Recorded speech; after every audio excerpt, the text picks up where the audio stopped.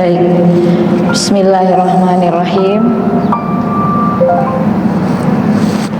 Allahumma aftah lana qulubana wa alhimna rushdana wahdina ila siratikal mustaqim.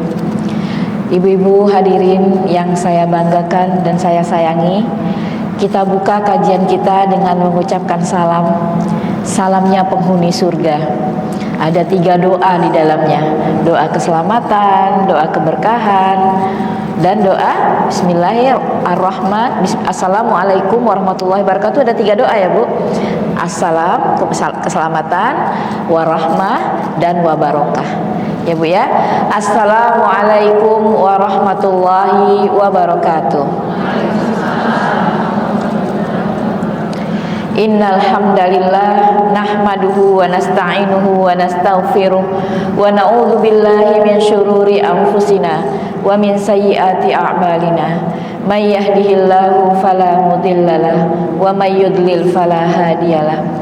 Asyhadu an la ilaha illallah wahdahu la syarikalah wa asyhadu anna Muhammadan abduhu wa rasuluh. Allahumma salli ala Sayyidina Muhammad wa ala ali Sayyidina Muhammad. Alhamdulillah ibu-ibu, hari ini kita ketemu lagi dengan izin Allah. Kita ketemu dalam majelis kajian yang insya Allah dalam kajian kita tuh akan berfokus pada bagaimana kita mampu menata ruang dalam diri kita. Kita mampu mengasah pikiran kita, menata kolbu kita, sehingga kita bisa menjadi hamba Allah yang bahagia dunia akhirat, lebih baik dari hari ke hari, sehat lahir dan batin.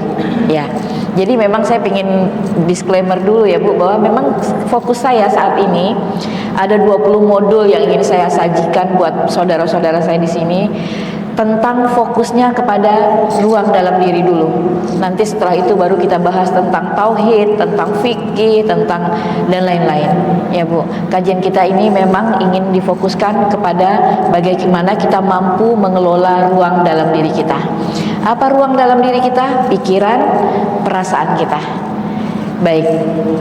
Alhamdulillah ibu-ibu, hari ini pasti kita bisa berkumpul karena izin Allah ya Bu.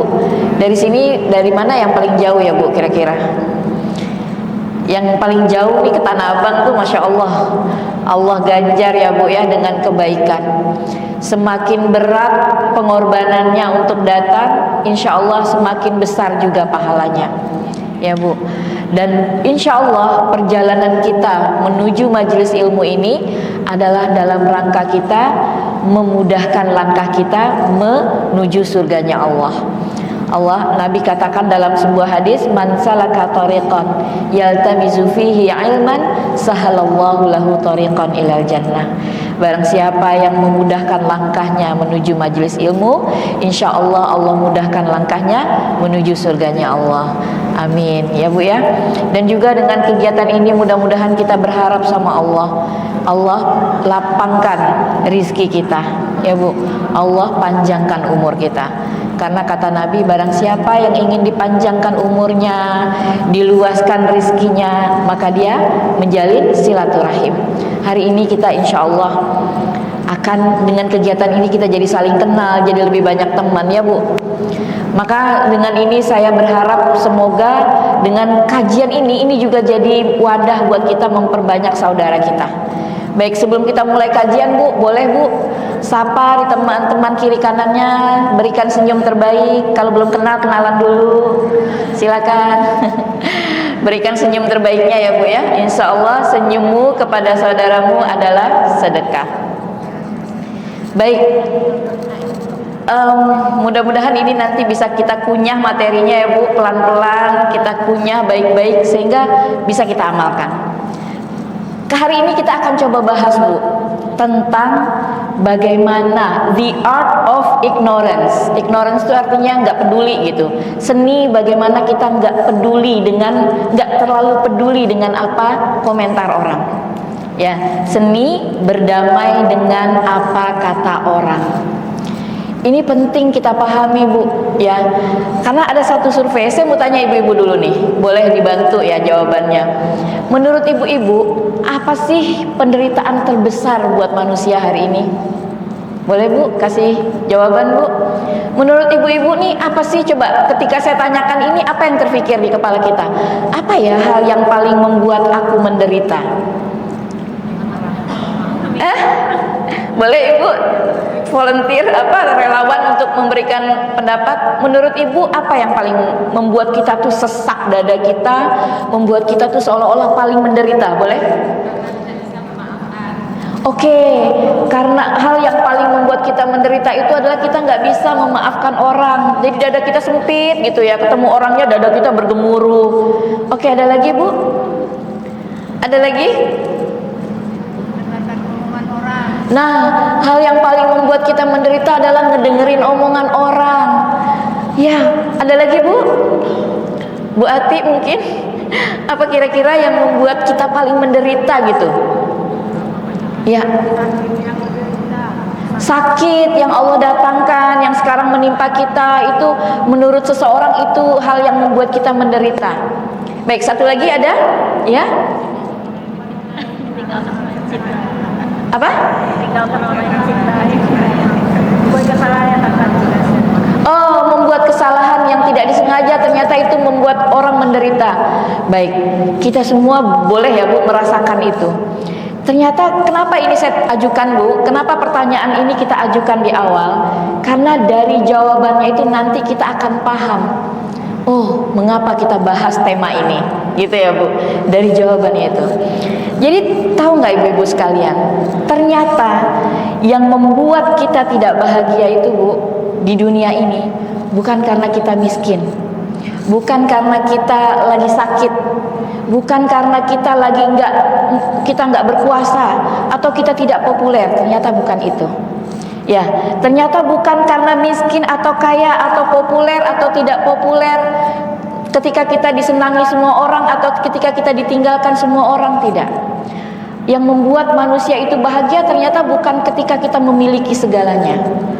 Nah, lalu apa Bu penderitaan terbesar kita itu sebenarnya? Apa yang membuat manusia itu sebenarnya merasa paling menderita? Jadi menurut survei seorang profesor gitu Bu, dalam kajian saya itu saya selalu mengungkapkan dalil ilmiahnya dulu, baru nanti dalil ilahiyahnya gitu ya, dalil Al-Quran dan Sunnahnya, ataupun sebaliknya, sehingga kita bisa mencerna ini, oh ini logikanya seperti ini, dan dalil wahyunya seperti ini. Ternyata kata Profesor Rory O'Connor, dia melakukan penelitian Bu selama 30 tahun. Profesor ini melakukan penelitian. Menurut beliau akhirnya disimpulkanlah, kata dia apa? Ternyata yang membuat kita menderita, manusia ini, adalah pikiran yang kita ciptakan sendiri karena kita sibuk memikirkan apa yang orang pikirkan tentang kita. Bisa dicerna Bu? Ternyata yang membuat kita menderita adalah karena pikiran-pikiran yang kita ciptakan sendiri, karena kita memikirkan apa yang orang pikirkan terkait dengan diri kita. Ternyata menurut beliau begitu Bu. Dari riset itu disimpulkan karena kita menderita terlalu memikirkan apa yang orang pikirkan tentang kita. Dia mikirin apa tentang kita? Jadi pikiran kita nih Bu disibukkan dengan apa pendapat orang tentang kita. Walaupun kenyataannya belum tentu, boleh jadi itu hanya asumsi kita, hanya praduga kita. Ya Bu ya. Maka dari hasil survei ini kita bisa menyimpulkan ternyata ini penting kita pelajari. Gitu ya Bu. Jadi ini namanya apa Bu? Namanya penyakit yang orang yang terlalu dipusingkan dengan pikiran dia sendiri, pikirannya itu direpotkan dengan pikiran dia sendiri, menduga-duga apa yang orang pikirkan tentang kita. Nah ini dikenal, menurut Profesor Rory ini dikenal dengan istilah social perfectionism. Social perfectionism. Artinya apa Bu? Artinya kita ingin terlihat sempurna di hadapan orang. Bisa dipahami Bu? Penyakit ini penderitaan terbesar kita karena kita ingin terlihat sempurna di hadapan orang. Social perfectionism. Penyakit ini berbahaya, Bu. Dan kata survei, setelah dilakukan survei itu selama 30 tahun, penyebab inilah yang banyak menjadi alasan seseorang bunuh diri. Dari hasil survei itu, Bu, rata-rata orang bunuh diri kenapa? Bukan karena penderitaan yang ditanggungnya, bukan karena sakit yang dideritanya, bukan karena pengkhianatan yang sedang dialaminya, tapi yang membuat dia tambah menderita adalah apa ya kata orang nanti. Begitu orang tahu nanti, wah, dia bahkan jadi, Bu, karena ini seseorang itu rela, misalnya dia menanggung, oke, aku daripada kata orang aku dianggap tidak sukses, aku rela deh nyicil seumur hidup asal dianggap aku sukses. Itulah penyakit yang membuat kebanyakan orang itu menderita. Apa istilahnya, Bu? Social perfectionism. Kata Profesor Rory, ini juga salah satu faktor penyebab utama seseorang bunuh diri. Masya Allah. Bu, sebelum kita lanjut ya, Bu, saya pengen ceritain satu kisah. Mungkin kisah ini sudah sangat populer, ibu-ibu juga udah sering dengar. Kisah antara Luqmanul Hakim dengan anaknya. Pernah dengar, Bu? Bagaimana Luqmanul Hakim ini ingin menceritakan kepada anaknya bahwa, nak, apapun kegiatan kita, apapun yang kita lakukan, akan selalu ada orang yang berkomentar. Maka, nak, lanjutkan kerjaanmu kalau itu memang mendatangkan kebaikan. Jadi suatu hari, Bu, Luqmanul Hakim dia berjalan dengan keledai bersama anaknya. Kata Luqmanul Hakim, nak, kamu naik di atas keledai, biar ayah yang jalan. Maka berjalanlah Luqmanul Hakim bersama anaknya. Perhatikan, Ibu, kejadiannya. Luqmanul Hakim berjalan sama anaknya di atas keledai, Luqmanul Hakim di bawah. Lewat suatu kampung, orang kampung komentar, Bu. Kata orang kampung, ih, itu anak, benar-benar anak gak tahu diri. Masa dia enak-enak di atas keledai, ayahnya dibiarin jalan kaki. Mendengar komentar itu, Bu, ini kita mau ambil hikmahnya. Mendengar komentar itu, kata Luqman, nak, gini deh, kamu turun, ayah yang naik. Kata orang, kamu anak yang gak tahu diri. Maka turunlah anaknya, ayahnya yang naik. Jalan lagi mereka, melewati satu kampung lagi. Komentar lagi, Bu, orang kampung. Kata orang kampung itu bapak benar-benar gak ada rasa kasihannya. Dia enak-enak di atas keledai, anaknya dibiarin jalan. Mendengar itu, Luqmanul Hakim pun diskusi lagi sama anaknya. Gini deh ya, nggak enak nih kita diomongin orang. Katanya ayah yang nggak tahu diri, nggak ada kesian sama anak. Udah, kita naik aja dua-duanya. Maka diputuskanlah mereka naik dua-duanya ke atas keledai tadi. Lewat lagi satu kampung, komentar lagi orang kampung, Bu. Kata orang kampung apa? Itu keluarga benar-benar nggak peri kebinatangan. Binatang sekecil itu dinaikin berdua, benar-benar nggak ada perasaan itu keluarga itu. Akhirnya kata anaknya, ya Allah, nak, kita dianggap keluarga nggak punya peri kebinatangan. Ya udah, turun aja lah, Pak, kita turun berdua. Turun mereka dua-duanya, Bu. Jalan lagi. Apakah di situ selesai? Tidak, Bu, tetap ada yang komentar. Kata orang kampung apa? Itu orang bodoh banget ya, punya kendaraan nggak dinaikin, mau mereka jalan kaki. Begitulah kehidupan kita, Bu. Akan selalu ada orang yang berkomentar. Apapun yang kita lakukan akan selalu ada yang komentar. Maka dari kejadian itu, Luqmanul Hakim ingin memberi hikmah kepada anaknya bahwa, nak, dalam hidup ini kalau hidup kita diatur sama mulut orang, kita akan repot. Kita akan repot sendiri. Maka kejadian inilah, Bu, akhirnya yang membuat kita manusia merasa hidupnya tuh nggak nyaman, repot, kemana-mana serba salah. Kita bahkan orang-orang yang mempunyai tadi apa, Bu, social perfectionism ini, dia akan gampang gelisah. Dia mau berbuat ini, ntar apa kata orang ya, ntar orang setuju nggak ya, ntar kita dianggap orang begini. Dan itu juga menjadi pemicu utama orang-orang yang bunuh diri. Dikatakan dalam penelitian, Bu, misalnya contoh, Bu, saat kita bangkrut misalnya ya, sebenarnya kebangkrutan itu kita tuh bisa terima. kita tuh bisa menerima, oh ya aku hari ini lagi gagal. Tapi terkadang yang membuat kita menderita, kita takut dengan apa kata orang. Nanti apa kata orang ya, udahlah pura-pura aja nggak bangkrut. Akhirnya mencoba terus menutupi. Atau apapun lah Bu kegiatannya, kita gagal dalam pernikahan misalnya. Mungkin kegagalan pernikahannya tuh bisa kita terima, tapi yang membuat kita tambah stres, kita tuh mikir, wah kalau begini nanti apa kata orang, gitu ya Bu. Maka hari ini kita mau belajar bagaimana supaya kita nggak terjebak dalam kemelut batin yang berasal dari apa kata orang, gitu ya Bu. Baik, nah saya tertarik nih Bu, ada buku penelitian yang diteliti oleh namanya Bronnie Ware. Bronnie Ware ini adalah seorang perawat Bu. Dia adalah seorang perawat, membuat buku yang judulnya The Top 5 Regret of the Dying. Buku yang membahas tentang 5 tertinggi penyesalan manusia menjelang kematiannya. Jadi Bronnie Ware ini Bu, dia seorang perawat, merawat pasien-pasien paliatif Bu, pasien-pasien yang sudah kronis, yang istilahnya kesempatan hidupnya tuh udah sedikit. Jadi dia di rumah sakit tuh hanya kayak nunggu ditingkatkan aja kualitas kehidupannya, siapa tahu bisa bertambah lama gitu.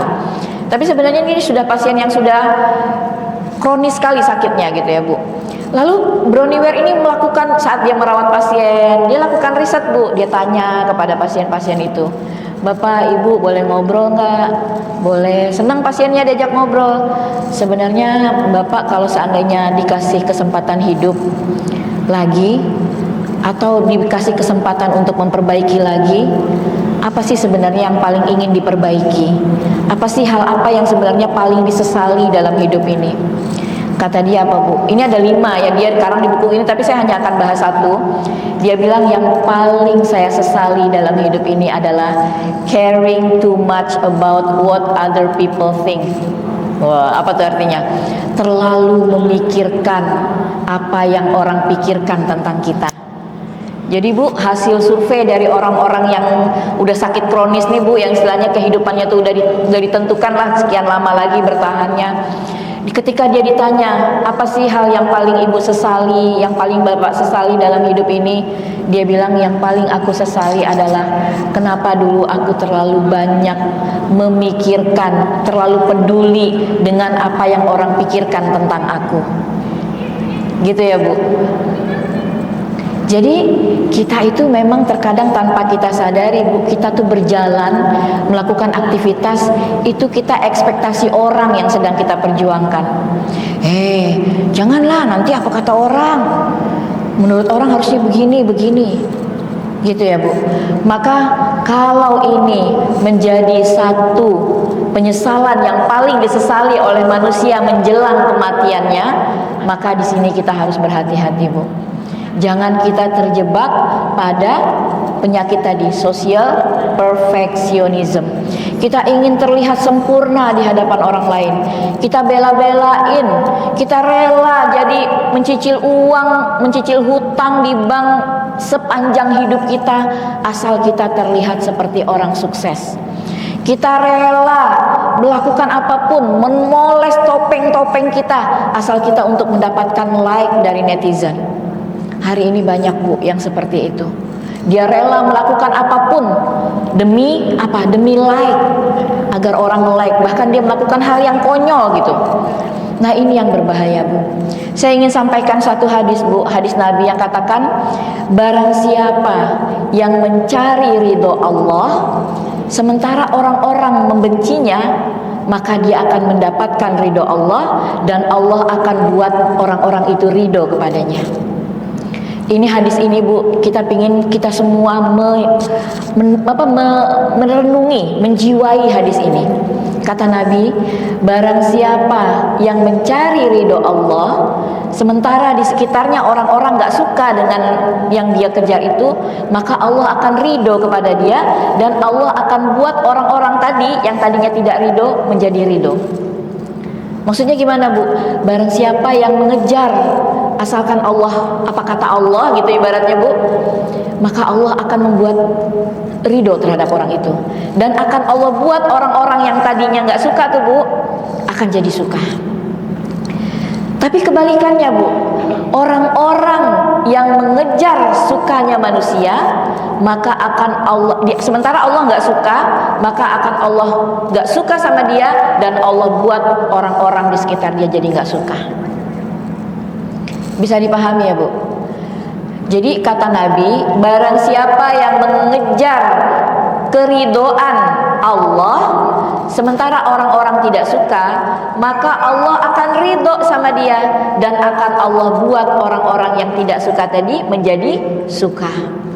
Sedangkan orang-orang yang mengejar keridhaan atau kesukaan manusia, sementara dia Allah marah dengan itu, maka Allah akan marah sama dia, dan Allah buat orang-orang yang tadinya suka jadi ikut marah. Maka Bu, perhatikan baik-baik Bu. Tadi kalau kata Profesor Rory tadi, bahwa sumber penderitaan manusia itu adalah memikirkan apa yang orang lain pikirkan tentang dia, maka teori terbaliknya gimana Bu? Teori terbaliknya gimana? Kalau yang menderita itu adalah memikirkan apa kata orang, maka teori terbaliknya yang bahagia adalah yang memikirkan apa kata Allah. Paham ya Bu? Kita dudukin dulu nih di sini nih. Jadi kalau orang yang menderita karena dia memikirkan apa kata orang, maka teori terbaliknya orang yang paling bahagia adalah yang gak peduli dengan kata orang, gitu ya Bu ya. Artinya berfokus hanya apa kata Allah. Gitu Bu. Terkadang kita tuh konyol ya Bu ya, tanpa kita sadari. Kita tuh kena penyakit apa Bu? FOMO. Siapa yang tahu FOMO Bu? Ya, FOMO tuh fear of missing out. Jadi kita takut ketinggalan. Sekarang lagi tren ini, masa kita nggak ikutan? Ntar kita dianggap ini deso atau apa? Ini berbahaya Bu. Ini FOMO namanya, fear of missing out. Orang-orang udah heboh ini nih, heboh apa sih, joget apa misalnya. Masa kita belum? Bikin juga. Atau orang-orang udah ini nih, lagi happening nih, pakai baju, pakai jilbab yang ininya kebuka nih sekarang nih, kan lagi tren ya Bu. Masya Allah, sekarang pakai jilbab tuh lagi tren, nggak tahu siapa yang memulai. Jadi jilbabnya tuh nggak dijarumin, begini aja, terus ininya dibiarkan terbuka, padahal ini aurat kita ya Bu ya. Maka orang-orang yang mengejar kesukaan manusia sementara Allah marah, maka Allah akan marah sama dia dan membuat orang-orang yang tadinya suka menjadi marah juga sama dia. Itu hadisnya sahih Bu, dari hadis riwayat Tirmizi. Nah maka ibu-ibu, kalau kebahagiaan itu bersumber dari fokus kita kepada Allah, maka mulai sekarang kita coba latih. Ini latihan ya Bu, ini skill. Nanti di ujungnya akan saya berikan latihannya Bu, caranya. Nah coba Bu, kalau kita udah tahu tuh Bu, apa sumber penderitaan. Tadi sumber penderitaan adalah ketika kita pusing, pikiran kita ini repot memikirkan apa yang orang pikirkan tentang kita. Maka sumber kebahagiaan adalah ketika kita fokus memikirkan apa yang Allah nilai dari kita. Ya, itu sumber kebahagiaan. Nah, kalau kita Bu, perhatikan Bu baik-baik. Kalau kita ingin berdamai dengan apa kata orang, maka pondasi awalnya adalah kita harus berdamai dulu dengan diri kita. Kenapa kita hari ini tuh kayak nggak tentu arah, kayak gampang diombang-ambing? Karena kita belum berdamai dengan diri kita. Kita nggak mengenal siapa kita. Ya Bu, sehingga orang bilang begini kita galau. Iya ya, apa aku begitu ya? Orang bilang begini kita galau. Maka kalau ibu-ibu kita semua nih Bu, kita ingin berdamai, kita akan memiliki skill, kemampuan untuk tidak peduli dengan apa kata orang. Yang pertama kali kita lakukan adalah kita harus berdamai dulu dengan diri kita. Kita terima dulu diri kita. Ini adalah pondasi awalnya Bu. Coba ibu-ibu sekali-kali ya Bu, latihan ya Bu. Ibu berdiri di cermin, di depan cermin, tatap wajah yang sedang menatap kita. Siapa dia Bu? Diri kita sendiri. Terkadang kita berpikir, aku gak sehebat orang itu, aku gak secantik orang itu, aku gak sesukses orang itu. Perbandingan-perbandingan inilah Bu yang membuat kita semakin menderita. Maka katakan Bu kepada wajah yang sedang menatap kita, katakan, kamu berharga.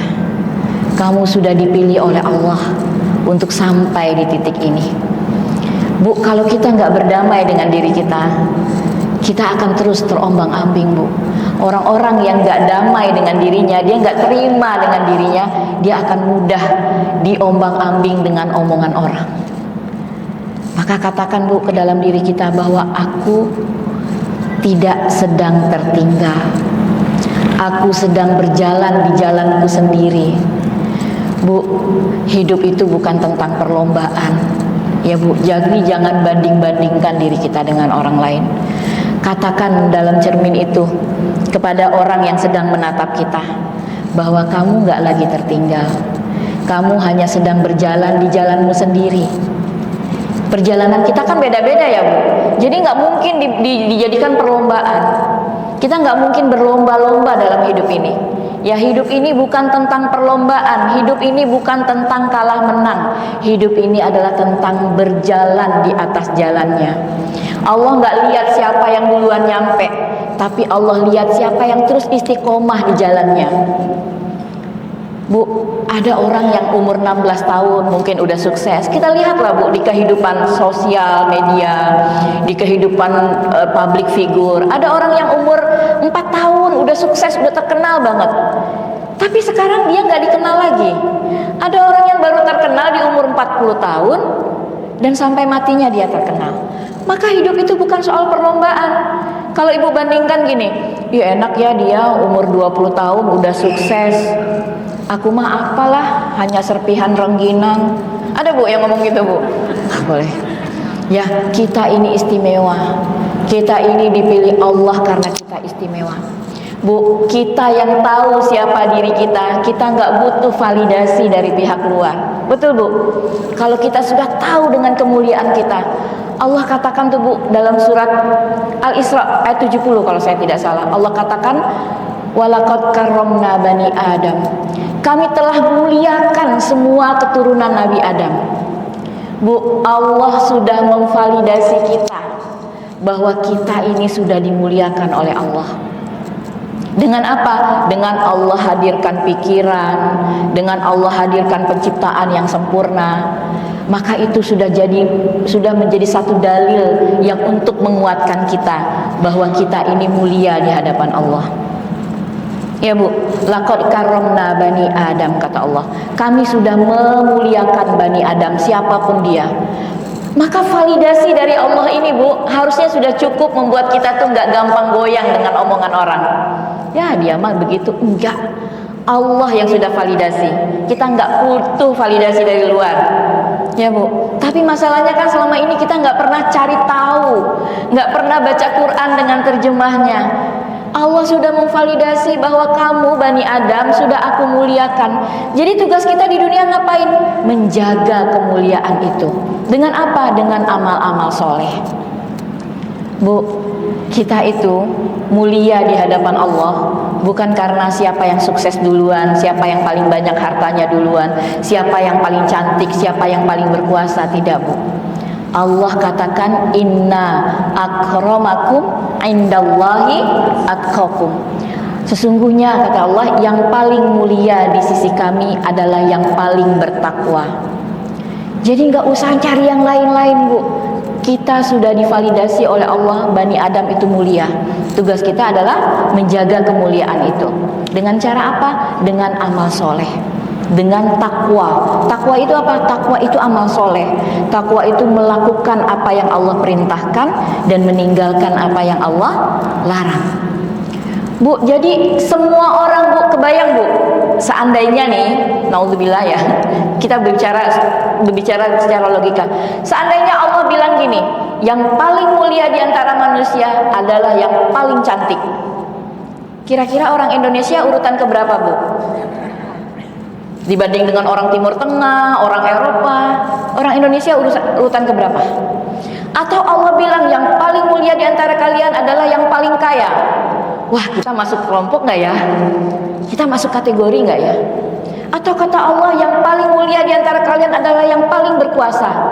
Kira-kira kita masuk nggak Bu menjadi orang-orang yang mulia? kita nggak punya kuasa apa-apa.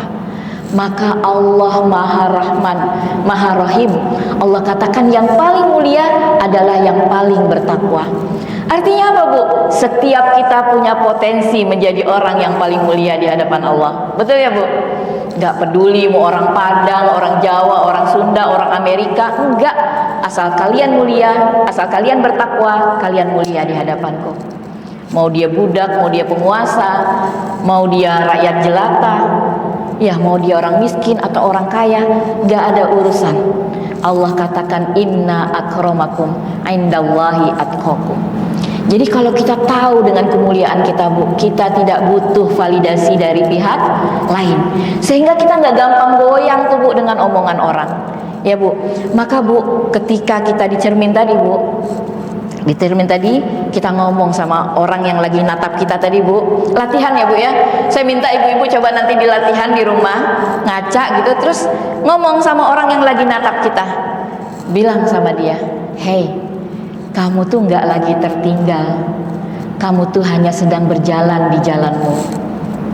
Ya, sekecil apapun langkah kita, Bu, itu menunjukkan bahwa kita sedang bergerak menuju kepada Allah. Sekecil apapun langkah kita mencapai kemajuan-kemajuan, itu layak kita apresiasi.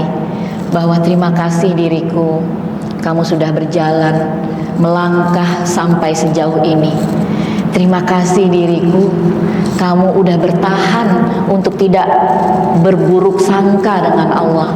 Terima kasih diriku, kamu udah berhasil melewati segala macam ujian kehidupan. Sehingga kita menjadi orang-orang yang paham dengan diri kita sendiri. Lalu katakan, Bu, kepada diri kita tuh, kepada sosok yang lagi natap kita, katakan kepada dia gini, kamu gak mesti jadi orang lain untuk dihargai. Kamu tetap berharga walaupun menjadi dirimu sendiri. Bu, banyak loh, Bu, hari ini dia nggak jadi diri dia hanya karena ingin diperhatikan oleh orang lain. Dia nggak menjadi diri dia hanya ingin di like sama orang. Ya, Bu, apalagi di sosial media hari ini, Bu, Masya Allah. Dan itu benar-benar penyakit yang membelenggu perasaan kita, yang membuat kita insecure dari hari ke hari.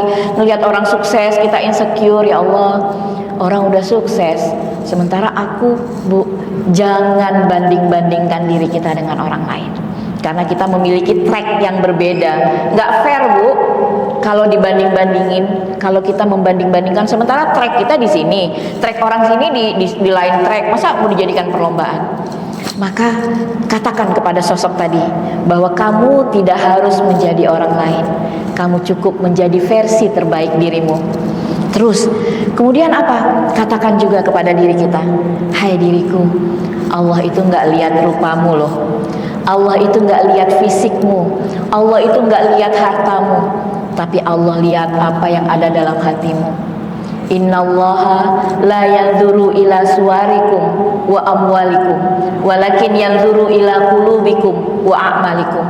Allah itu nggak lihat rupamu, nggak lihat hartamu, tapi yang Allah lihat adalah hatimu dan amal-amalmu. Maka, Bu, kalau udah kayak gitu, Bu, kita afirmasi terus-terusan, kita kenali diri kita. Makanya kita mengenali diri itu penting ya, Bu ya. Mengenali diri kita itu penting. Kita tahu bahwa kita ini berharga. Maka dengan itu, Bu, katakan, Bu, kepada sosok tadi lagi. Jadi ada apa afirmasinya ada 4 ya, Bu. Katakan kemudian, hei, kamu itu berharga. Allah yang udah muliakan kamu. Ya, kamu itu berharga. Aku bangga pada dirimu. Bilang gitu, Bu. Pernah nggak, Bu, kita bilang terima kasih sama diri kita sendiri? Peluk diri kita, Bu. Peluk. Makasih ya diriku, Bu. Bayangkan Ibu, lihat kita yang kelelahan, yang capek, bangun setiap hari, berjuang, membesarkan anak, menata hati kita nih yang dari hari ke hari mungkin menghadapi struggle ya, Bu, ngadepin kehidupan, belum lagi ngadepin pasangan, anak, masyarakat. Ucapkan terima kasih yang tulus, Bu, kepada diri kita. Wahai diriku yang sedang kita tatap tadi, terima kasih ya, kamu sudah bertahan, kamu berjuang, kamu hadir di majelis kajian karena kamu ingin tumbuh. terima kasih diriku, gitu ya Bu.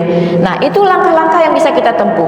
Pesan satu lagi Bu, don't compare your life to others. Jangan pernah bandingkan ya Bu, itu penting banget.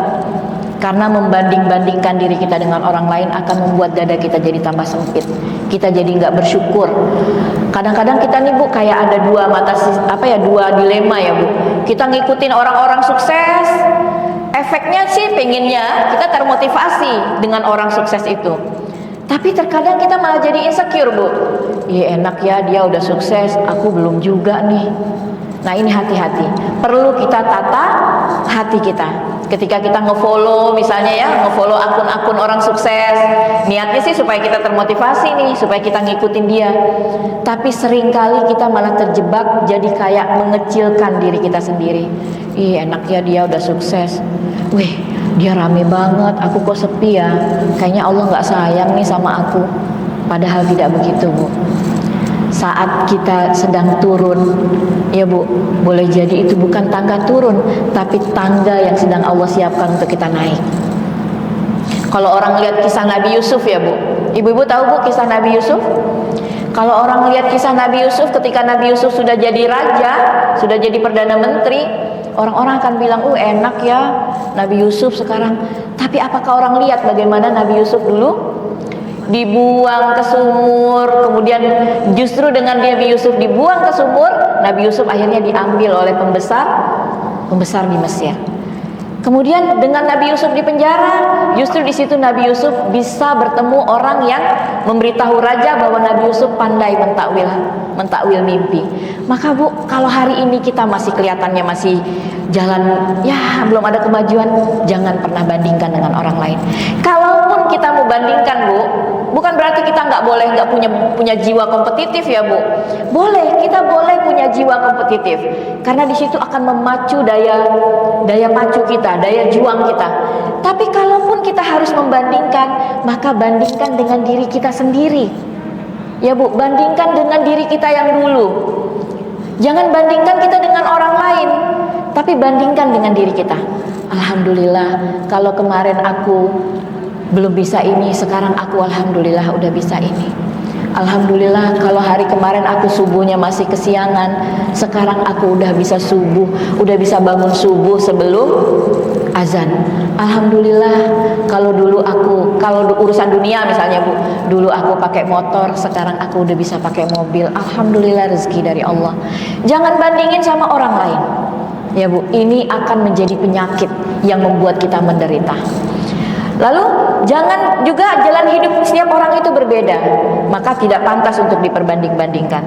Hidup itu bukan tentang siapa yang menang dan siapa yang kalah, tapi hidup itu tentang perjalanan. Hidup itu bukan tentang siapa yang nyampe duluan, tapi tentang siapa yang terus berjalan on track. Kita nggak dituntut sama Allah untuk cepat-cepat nyampe, tapi kita diminta oleh Allah untuk tetap di jalan kita. Kita nggak dituntut untuk mati tapi dalam kondisi sukses, tidak.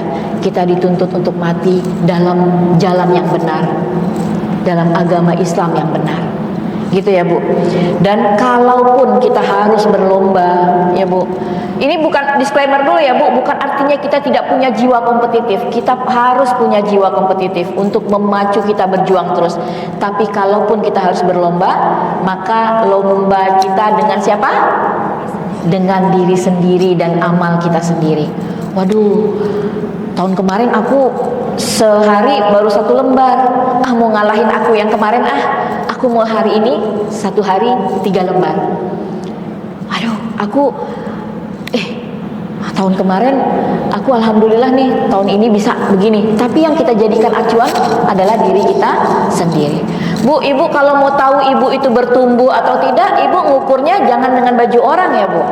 Tentu kita mau mengetahui bahwa aku bertumbuh atau tidak, kita ngukurnya dari baju kita sendiri. Baru kita tahu, berat badanku naik, aku tambah gemuk nih, aku bertumbuh nih, celanaku mulai cingkrang.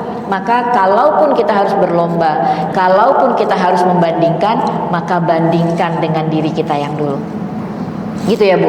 Maka apa kata orang ini berbahaya Bu, kalau kita terus-terusan dipusingkan. Bu, ada satu ungkapan nih Bu dari seorang ulama besar. Dikatakan bahwa gini, wahai manusia, seandainya kalian tahu seberapa cepat kalian dilupakan setelah kematian kalian, maka pasti kalian gak akan sudi menarik perhatian manusia selain daripada perhatian Allah. Bu, nanti kita mati, kita kembali kepada Allah, orang-orang akan melupakan kita, Bu. Ya, orang-orang akan melupakan kita. Maka konyol, bodoh sekali kita kalau hidup kita hari-hari hanya memikirkan apa kata orang. Padahal orang itu akan secepat itu melupakan kita, Bu. Kita mati nih, Bu. Kita mati, kita sering saksikan, Bu, kawan-kawan kita. Teman kita meninggal, masih terbujur, nyawanya masih terbujur di ruang tamu. Itu teman-teman kita yang lain, yang tadinya di dunia, sayang-sayangan, itu udah bisa loh selfie-selfie sambil tertawa. Maka Bu, seandainya kita tahu bahwa kita secepat itu dilupakan oleh manusia, maka jangan sibukkan hari-hari kita mencari perhatian manusia. Maka perhatian siapa yang kita tuju? Perhatian Allah. Hari-hari kita tanyakan, kalau aku begini apa kata Allah? Kalau aku begini apa kata Allah? Bukan lagi apa kata manusia. Gitu ya Bu. Memang sih kebutuhan dasar kita nih Bu, setiap manusia, kita punya 4 kebutuhan dasar psikologis Bu. Setiap manusia, siapapun dia, setiap manusia itu memiliki kebutuhan dasar psikologis manusia. Yang pertama, manusia itu butuh pengakuan, butuh divalidasi. Yang kedua, dia butuh diperhatikan, butuh dihargai, dan butuh dikasih sayangi. Setiap kita itu butuh itu Bu. Maka Bu, kalau 4 kebutuhan dasar psikologis kita ini kita sandarkan kepada manusia, kita pengen diakuin sama manusia, kita pengen diperhatiin, kita pengen dihargain, kita pengen disayangi, kita akan capek Bu. Kita akan capek. Sampai ada tuh ungkapan-ungkapan orang, ya Allah Ustazah, itu dia itu tuh saya yang bawa itu, dia jadi sukses itu tuh dulu saya tuh Ustazah, sekarang dia nggak inget lagi sama saya. Capek nggak Bu? Capek. Jangan pernah kita gantungkan kebutuhan dasar psikologis kita kepada manusia, karena menggantungkan harapan kepada manusia itu patah hati yang disengaja. Ya Bu, kita pasti kecewa. Kata Ali bin Abi Thalib dalam sebuah ungkapannya, dikatakan, aku sudah pernah merasakan semua kepahitan kehidupan, tapi tidak ada yang lebih pahit daripada berharap kepada manusia. Ya Bu, maka gantungkan kebutuhan dasar psikologis kita ini kepada Allah. Kalau kita butuh pengakuan, Bu, Allah itu maha mengakui. Allah itu memiliki sifat asyakur. Allah itu maha mensyukuri apapun kebaikan kita sekecil apapun. Wa may ya'mal mithqala dzarratin khairan yara wa may ya'mal mithqala dzarratin syarran yara. Tenang saja Bu, tenang, gak usah khawatir ketika kebaikan kita gak diakui. Ada Allah yang maha teliti penghitungannya. Allah akan akui Bu sekecil apapun kebaikan kita. Maka gantungkan kebutuhan kita ini, kita butuh diakui, cukup Allah yang mengakui kebaikanku. Kita nggak butuh pihak lain untuk menjadi saksi atas kebaikan kita, ya Bu. Lalu kalau perhatian, Bu, kalau perhatian kita gantungkan kepada manusia, kita kecewa. Perhatian kita minta sama anak kita, ngemis-ngemis kita minta diperhatiin sama anak kita, kita kecewa. Tapi gantungkan harapan perhatian kita, cari perhatian kita kepada Allah. Allah itu Bu, Masya Allah, jangankan perhatian Bu, Allah maha mendengar selirih apapun rintihan hati kita. Allah maha melihat sekecil apapun yang sedang kita alami.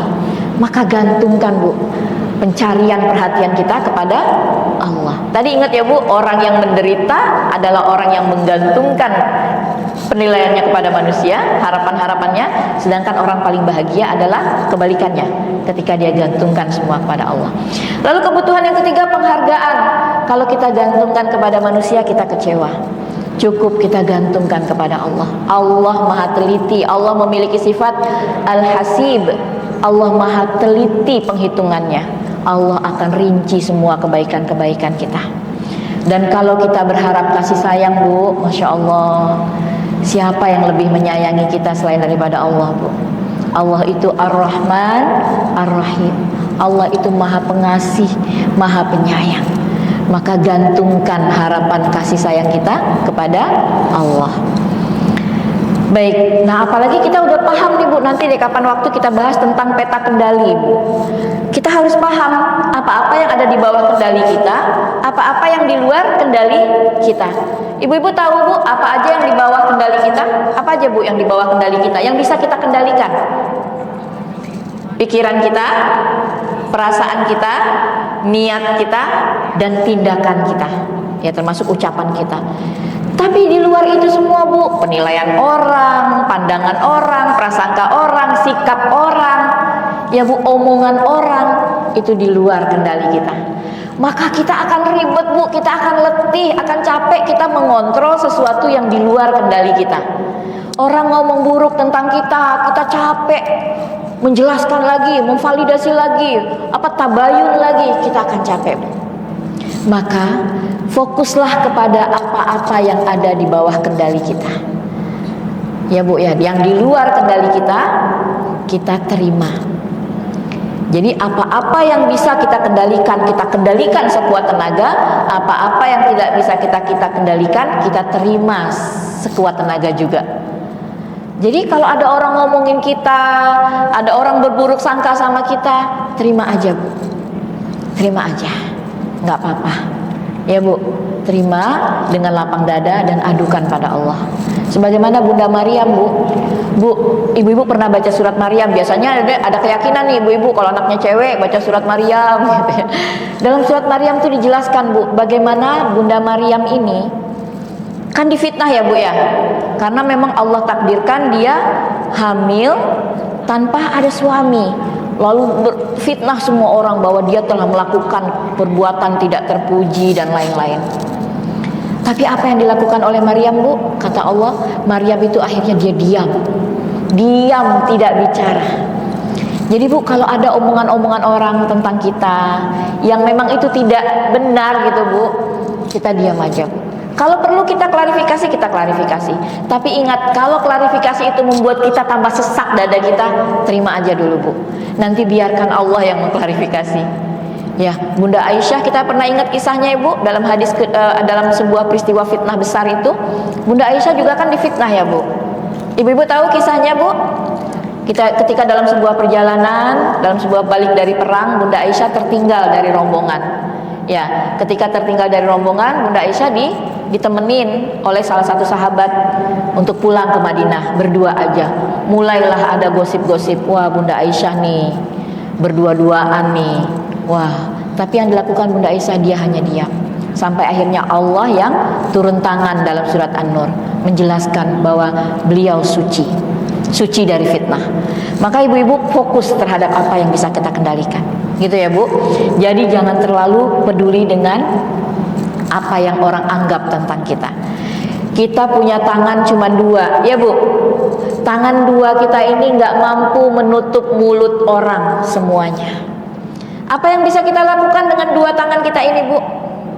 Kita bisa tutup telinga kita bisa angkat tangan kita, doa sama Allah.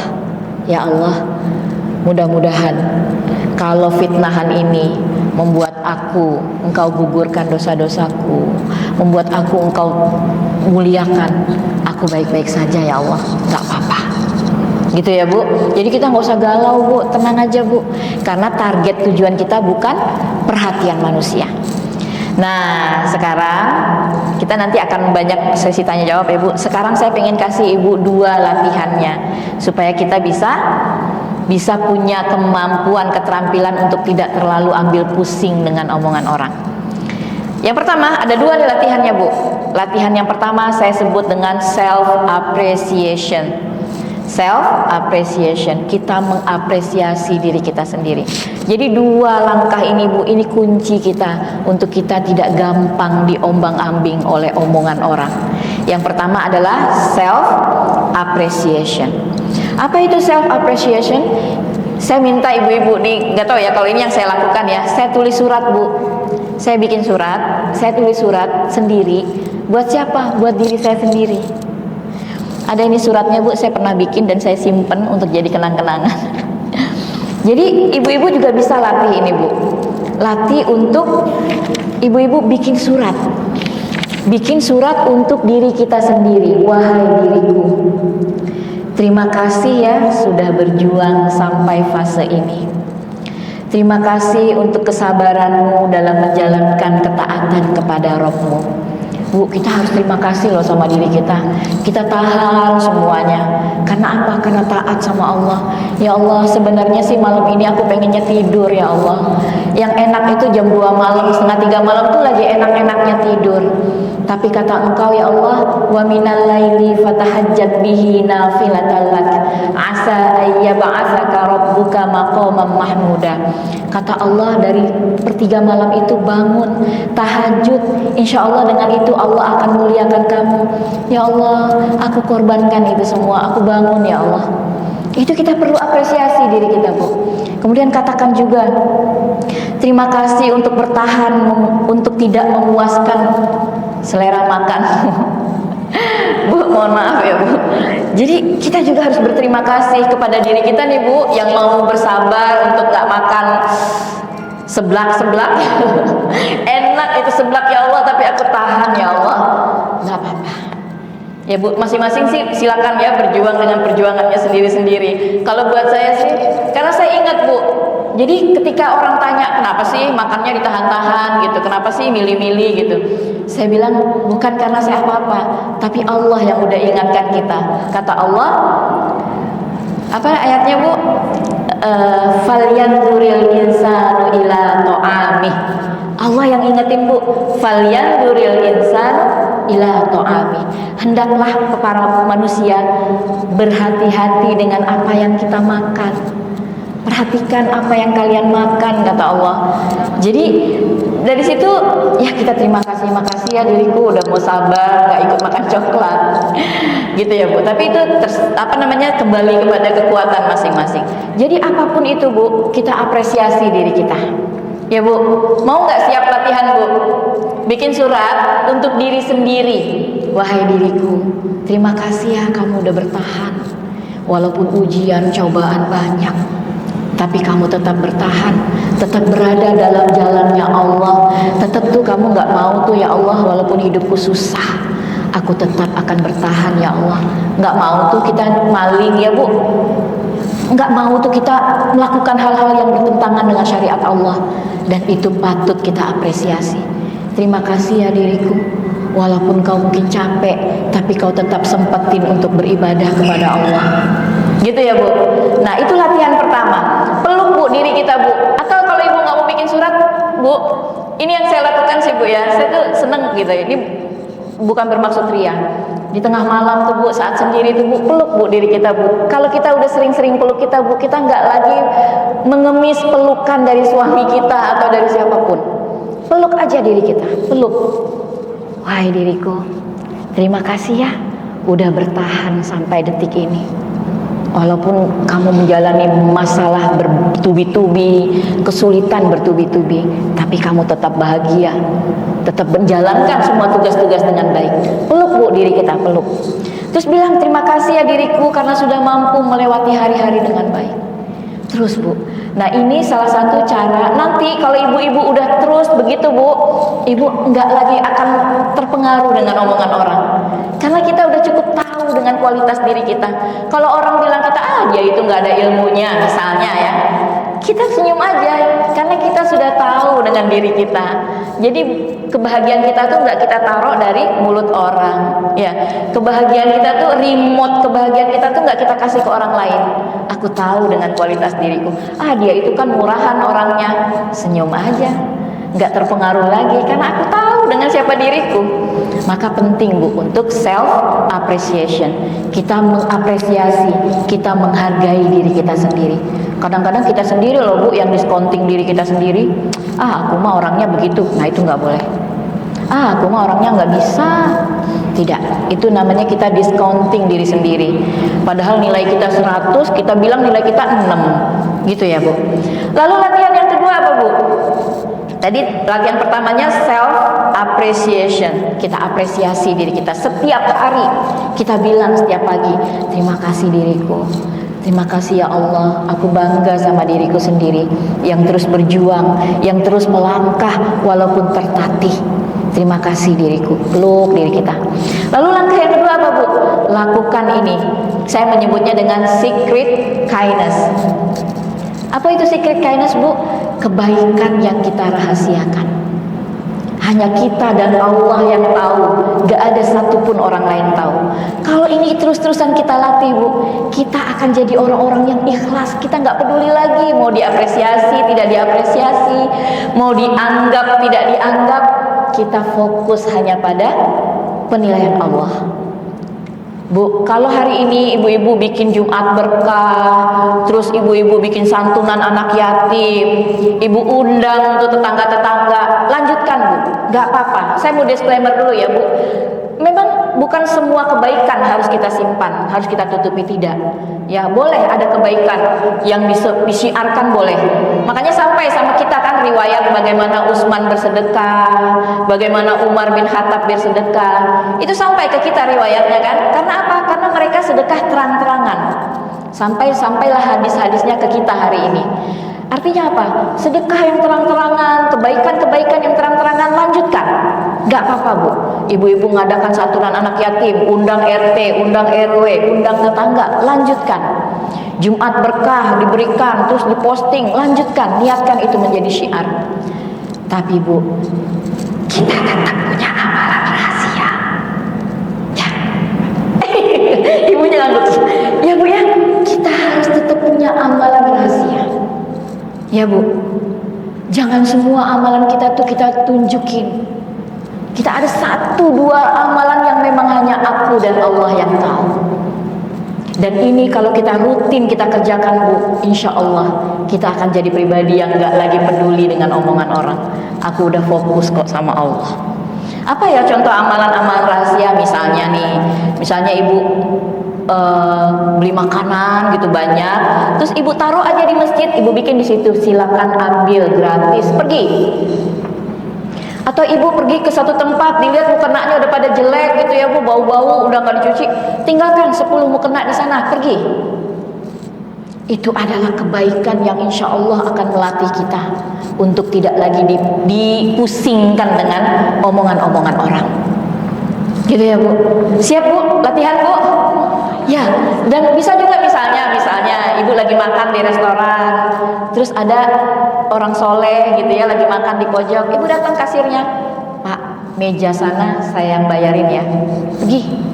Tanpa kita harus tahu. Jadi lakukan amal kebaikan yang orang gak ada yang kenal sama kita.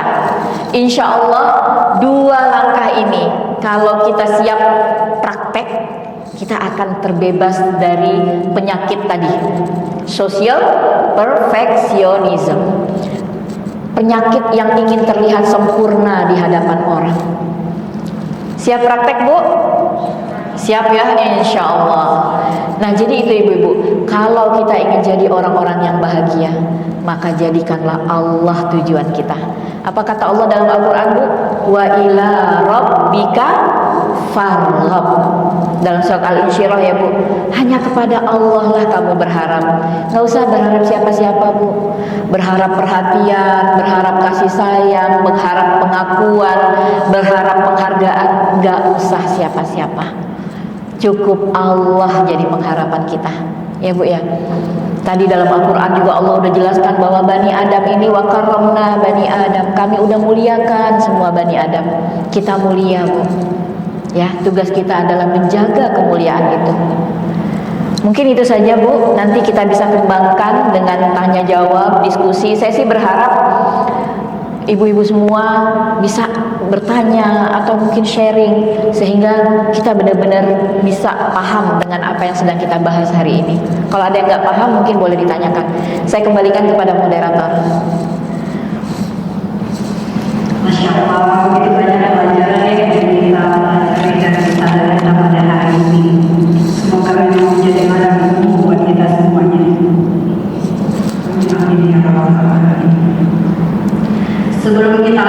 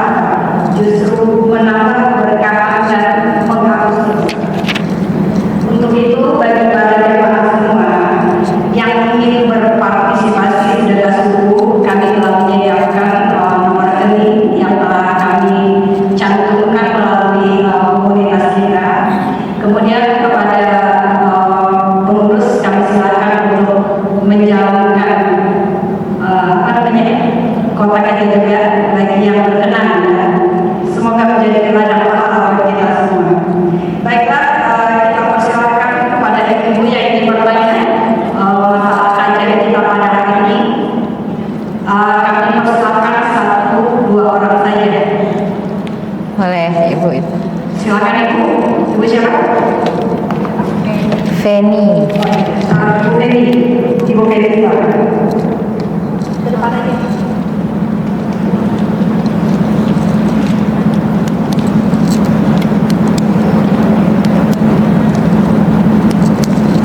Assalamualaikum warahmatullahi wabarakatuh. Waalaikumsalam warahmatullahi wabarakatuh. Yang ditanyakan cuma memastikan gitu, jangan kita mengikuti sendiri terus kita kalau seadanya setiap hari kita langsung mengucapkan Al-Fatihah dan kita sendiri. Oh iya, betul. Kita memang kalau di sini memang perlu kita mengucapkan pada kita sebenarnya kita sama kita terus sebut pada Al-Fatihah itu bagus sekali. Iya. Oh baik. Ya. Waalaikumsalam warahmatullahi wabarakatuh. Ya boleh Bu, kita kirimkan doa ke diri kita, bacakan Al-Fatihah untuk diri kita, boleh. Ya, pokoknya afirmasi positif, kalimat-kalimat positif. Ya, terima kasih masukannya. Boleh, ada yang lain? Oke, yang lain silakan. Yang sesuai tema kita pada hari ini ya. Ada Bumi? Ada yang mau bertanya? Yang lain dari sebelah kiri? Sudah ngerti semua kayaknya. Ada yang mau ditanya, Ibu?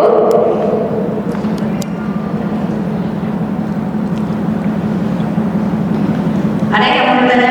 Rafi? Yang apa? Ya. Bumi? Oh, iya, mau tanya?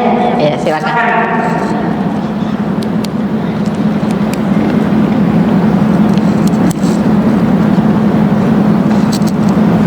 Assalamualaikum warahmatullahi wabarakatuh. Waalaikumsalam warahmatullahi wabarakatuh. Terima kasih Ibu atas penjelasan-penjelasannya. Tapi ada satu pertanyaan. Kita kan tadi pembahasannya tentang supaya kita tidak berdasarkan omongan orang. Tapi kadang itu di kehidupan ini kan kadang ada juga kita yang berbuat salah. Nah, berbuat salah. Nah, kalau misalnya konsep itu kalau orangnya nggak usah dengerin omongan orang gitu, orang nambah ide sama dia gitu bahasanya itu nggak usah dengerin apa kata orang, kita nggak segala macam itu bahasanya. Nah, apa namanya, konsep seperti itu gimana gitu. Sedangkan misalnya yang kita lakukan salah tapi karena tadi istilahnya ada bahasa yang mendengarkan omongan orang, jadi akhirnya memang nggak dengerin padahal yang salah itu nggak bisa dibenerin jadinya gitu. Iya. Gimana sebenarnya? Iya. Waalaikumsalam warahmatullahi wabarakatuh. Langsung Ya, aja. terima kasih kepada saudara Rafi. Maksudnya sebenarnya salah kita ya, tapi kenapa kita nggak dengerin omongan orang? Silakan Ustazah jawab. Ya, jadi Bu, pengertian the art of ignorance ini, pertama kita harus dudukin dulu ya. Saya tadi lupa nyampaikan bahwa tidak peduli dengan omongan orang, seni tidak peduli dengan omongan orang ini bukan terkait hanya omongan buruk, tapi omongan baik juga kita harus belajar untuk tak terlalu peduli. Karena omongan baik, pujian-pujian orang, memuji-muji kita itu juga akan membuat kita jadi tidak bertumbuh. Nah, jadi omongan-omongan yang mau kita tidak pedulikan ini adalah omongan tentang yang buruk maupun tentang yang baik. Ada orang yang takut dicaci, tapi ada orang juga yang kepingin dipuji terus. Nah, ini dua-duanya penyakit. Ya, itu harus kita ingat ya Bu. Bahkan kata Nabi, pujian itu seperti seperti pedang yang ditaruh di leher kita. Sebenarnya itu membahayakan kita kalau kita tidak menata ruang batin kita. Jadi seni untuk tidak peduli atau seni untuk tidak terlalu memusingkan diri kita dengan omongan orang, itu bukan hanya omongan tentang yang buruk, tapi omongan juga tentang yang baik. Terus batasannya di mana? Apakah semua omongan orang tidak boleh kita pedulikan? Tidak, kawan-kawan. Jadi yang dimaksud dengan omongan yang tidak boleh kita pedulikan adalah omongan yang membuat kita tidak bertumbuh, omongan yang membuat kita tidak maju, omongan yang membuat kita tidak lebih baik. Kita bukannya anti kritik ya, kita bukan orang yang anti kritik, tidak boleh dikritik. Kalau memang ada omongan orang dan itu berefek baik, kita menjadi lebih baik, maka kita harus mengakui itu semua. Yang dimaksud dengan seni tidak peduli dengan omongan orang di sini adalah omongan yang membuat kita tidak baik, omongan yang membuat kita tidak maju, tidak berdaya. Kita misalnya lagi berusaha nih, mau memulai usaha, terus ada orang ngomong gini, ya sekarang lagi sepi, nggak usah lah produksi, terus kita terpengaruh. Nah itu yang nggak peduli, jalan terus. Ya anak cuma satu perempuan, dimasukin lagi pesantren, nanti kamu gimana? Nah itu nggak usah terlalu dipikirkan, asalkan hal itu kebaikan dan membuat kita maju, itu tidak usah dipikirkan ya. Kalau hal itu membuat kita jadi tidak berdaya, tapi bukan berarti kita anti kritik. Kalau ada hal-hal itu membangun kita, misalnya kamu kayaknya harus ini deh, mungkin sistem penjualan kamu harus diperbaiki deh, pakai sistem ini, itu patut kita pertimbangkan. Jadi indikasinya apa Bu? Indikasinya adalah ketika pembicaraan itu membuat kita jadi lemah, tidak berdaya, maka kita tidak terlalu ambil pusing. Tapi kalau pembicaraan dia itu membuat kita tumbuh, kayak tadi contohnya, sistem marketing kita masih yang tradisional, terus ada orang bilang, coba deh sistemnya lebih dirapiin lagi, lebih modern, computerized misalnya. Oh iya ya, nah itu patut kita pertimbangkan. Jadi yang dimaksud dengan tidak peduli dengan omongan orang bukan sapu rata semua omongan orang, tidak. Kayak kita misalnya, kita udah jelas-jelas salah, terus kita nggak peduli sama orang. Ada memang Bu orang-orang yang berpikir seperti itu, kita nggak minta makan sama dia, kita terus aja lah.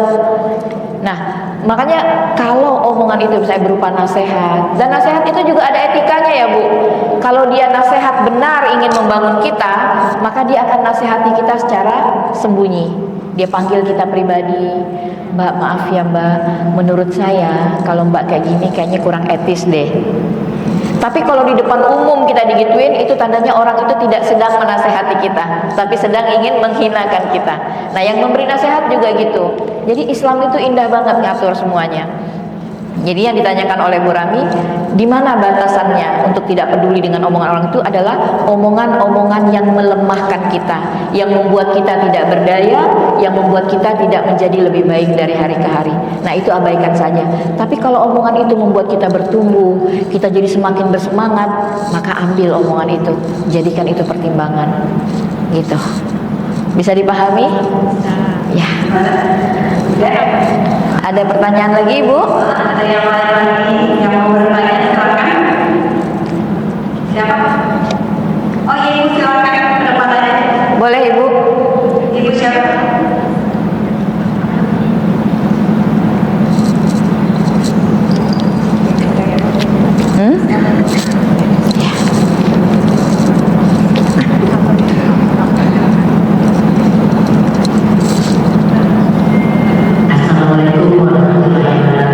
Waalaikumsalam warahmatullahi wabarakatuh. Yang ingin saya tanyakan, itu kan tadi Ibu bilang ada amalan yang tersembunyi. Nah, kira kebanyakan orang nggak bisa melaksanakan amalan yang tersembunyi.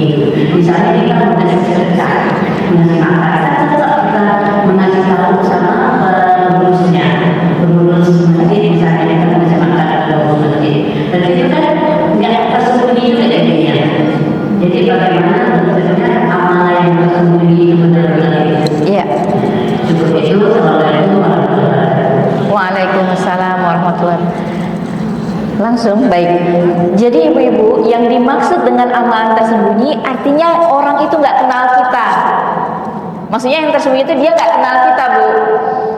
Jadi boleh saja ibu misalnya antar makanan sekantong ke masjid, kita bilang ke pengurus, tapi pengurusnya nggak kenal kita, nggak apa-apa kayak gitu. Tapi yang bisa kita lakukan salah satunya adalah juga kayak tadi, ibu datang aja lewat ke masjid, datang ke masjid itu taruh satu box makanan, bikin di situ gratis, silakan diambil, tinggal. Orang kalau udah lihat bacaan itu pasti orang ambil. Tapi kalaupun kita harus, kan nggak mungkin Bu, nggak ketemu pengurusnya, nggak apa-apa. Tapi carilah yang nggak kenal kita. Tapi tadi kan saya udah disclaimer ya Bu, bukan artinya semua ibadah kita yang kita sembunyikan. Ada saatnya kita harus siarkan boleh. Sebagaimana sahabat juga dulu ketika dia bersedekah, berbuat kebajikan disiarkan. Makanya sampai kepada kita kan riwayatnya bagaimana Utsman bersedekah ketika terjadi perang Khandaq misalnya. Bagaimana Abu Bakar bersedekah, boleh. Sedekah yang kita syiarkan boleh, niatkan untuk syiar, niatkan untuk mempengaruhi orang lain juga ingin bersedekah. Tapi setidaknya ada satu amalan yang benar-benar hanya kita dan Allah yang tahu. Ini kan artinya dalam rangka latihan untuk kita menemukan ikhlas tadi, supaya kita nggak terlalu dipusingkan dengan omongan orang. Kita udah terbiasa melakukan amal-amalan yang ikhlas, gitu Bu. Jadi yang tadi saya maksud, kalau emang ibu bilang kita harus ketemu sama pengurusnya, nggak apa-apa. Tapi coba ibu cari di antara sekian banyak amal soleh kita, cari satu masjid yang dia nggak kenal siapa kita. Kita lewat aja, Pak, saya titip ya Pak, tolong dibagikan aja ke jamaah. Dah pergi. Kan jamaahnya nggak kenal ibu, nah itu artinya tersembunyi. Tapi kalau ibu misalnya kenal dengan pengurusnya, nanti sedikit banyaknya tuh pasti akan disebut juga kan jadinya. Nah, itu nggak apa-apa, itu bagus, itu lanjutkan silakan. Tapi untuk melatih kita menjadi orang-orang yang tidak terlalu dipusingkan dengan omongan orang, latihlah kita memiliki amalan yang rahasia. Ya. Gitu Bu, maksudnya. Ya, jadi insya Allah kalau ibu-ibu udah terbiasa, nggak apa-apa Bu, enak Bu, kita ketika manisnya iman tuh akan terasa ketika kita bisa beramal soleh tapi hanya fokus sama Allah. Apapun itu, apakah sedekah, apakah kebaikan-kebaikan yang lain, gampang Bu, bisa kok, banyak potensi kita untuk bisa melakukan itu semua. Ya. Ada lagi ibu-ibu yang mau bertanya? Satu lagi bisa. Nah itu boleh. Ada pertanyaan itu.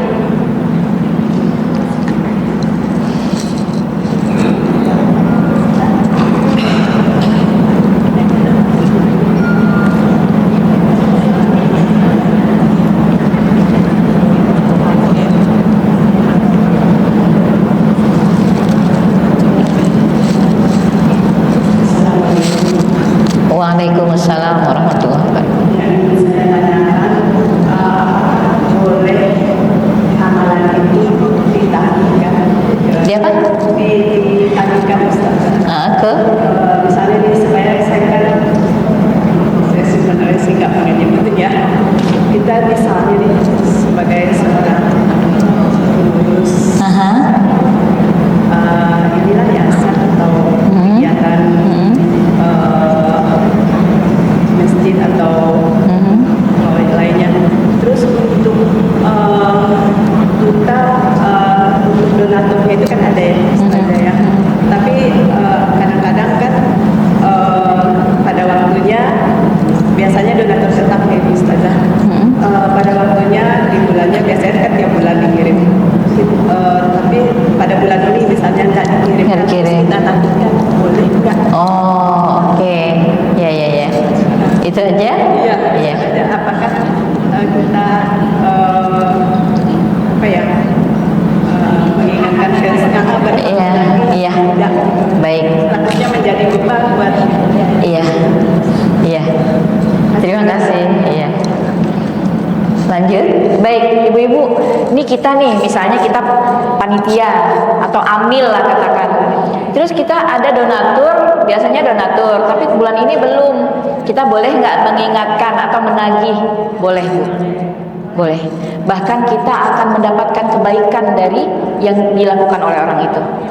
Jadi orang-orang yang amil-amil dan itu, amil sedekah amil apa, ketika dia mengajak orang lain untuk bersedekah, dia akan mendapatkan pahala kebaikan yang dilakukan oleh orang itu.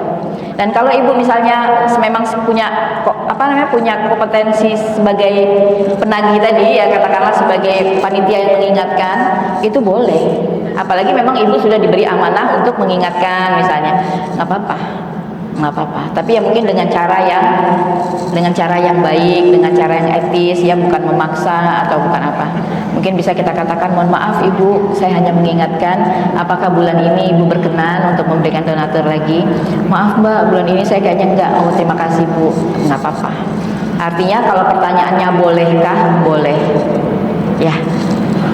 Oke. Baiklah kalau jemaah semuanya tadi banyak yang pertama ya saya sampaikan bahwa kajian kita ini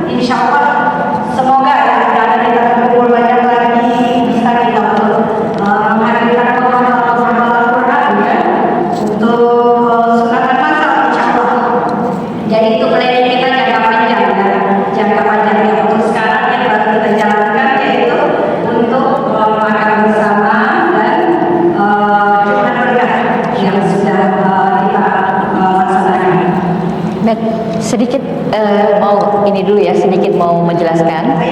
Jadi ibu-ibu sekalian, biar nggak bingung bahwa kita tidak peduli dengan omongan orang, bukan hanya omongan negatif, tapi pujian-pujian pun kita harus terampil untuk tidak terlalu ambil pusing. Kata guru saya apa? Kalau ada pujian yang memuji-muji kita, mengagung-agungkan kita, jangan didengerin, dianggap angin lalu aja. Katakan dalam diri, alhamdulillah, masya Allah, tabarakallah. Boleh, bahwa pujian hanya milik Allah. Karena kata Nabi, Bu, pujian itu juga berbahaya, memabukkan. Orang hari ini banyak mabuk karena terlalu banyak pujian. Bahkan pujian itu saking berbahayanya, kata Nabi, itu seperti leher kita tuh ditaruhin pedang siap nebas kita. Jadi hari ini banyak manusia tuh nggak bahagia bukan hanya karena omongan negatif orang, tapi juga karena dia haus pujian orang. Jadi validasi dari luar. Oh, hari ini aku kok yang like cuma 20 orang.